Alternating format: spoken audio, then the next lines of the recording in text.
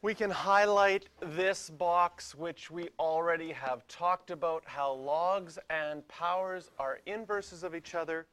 So if you have log b of b to the n, things will cancel out, and it will just be n. So if I had, if I had log 3 of 3 to the 4 is equal to 4, oh, I'll put an x in here somewhere to make it more exciting.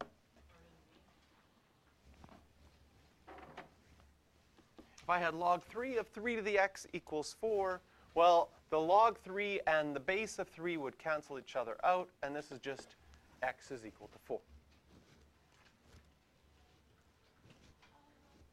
If you use the definition of a logarithm, can you see that this statement here, written as a power, what's the base? 3. What's the exponent? 4. What's the other side? 3 to the x. Can you see that x would have to be 4? Right? Hello?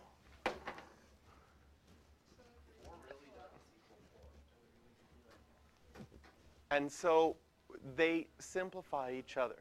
So often if we can change from logarithmic form to exponential form, maybe we can use our same techniques that we used for solving powers by getting the base the same for solving logarithms. So here's example 2. What is log 5 of 3,125? So some of you will be able to do it this way.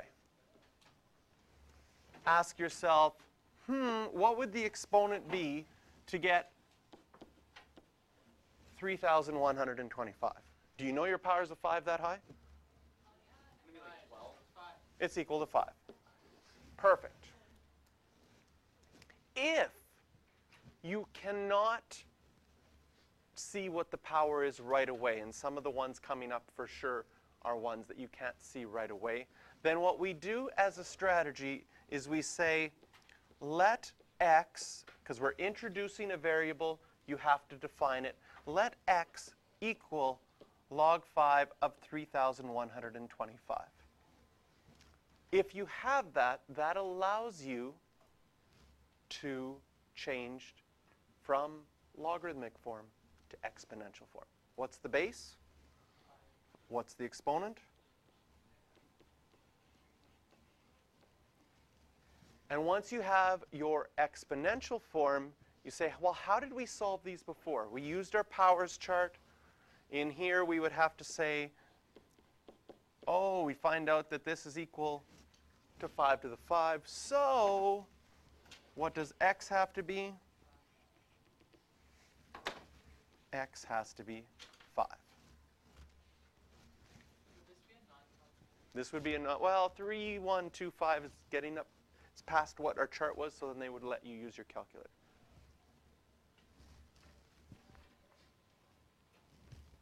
Is 216 on our chart? Yes. So here, I'll split it up here just so we have some room.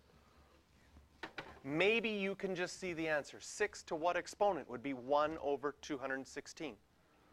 Negative 3. If you can do that, perfect, you're done. If not, then you'll say, let x equal log base 6 of 1 over 216. Change it to exponential form.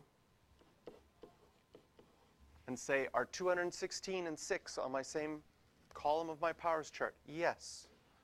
This is equal to 1 over 6 cubed. And then use your negative exponent rule to get both bases the same. So, dot, dot, dot, x equals negative 3.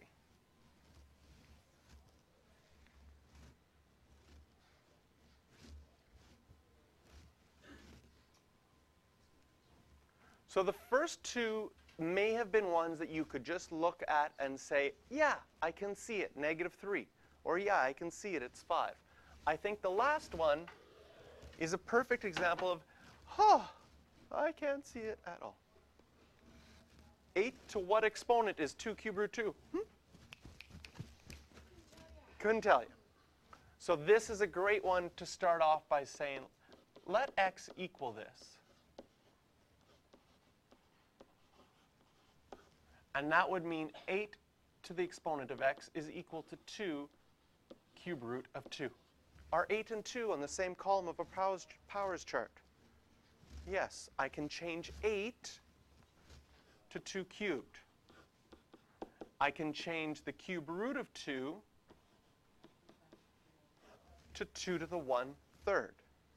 How do I multiply 2 and 2 to the 1/3? I have to add my exponents. So this side is going to be 3x as my exponent, and this side is going to be 1 plus 1/3, which is 4/3. So 3x is equal to 4/3, and x is 4/9. And then you look back and say, oh, it was so obvious, I can't believe I missed it. 8 to the 4/9 is 2 cube root 2. Yeah. No.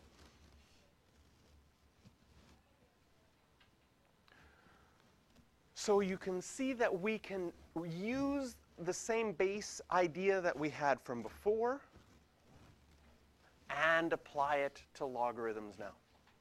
And you can evaluate logarithms that would have been hard to evaluate otherwise. So try 4, 7, and 9.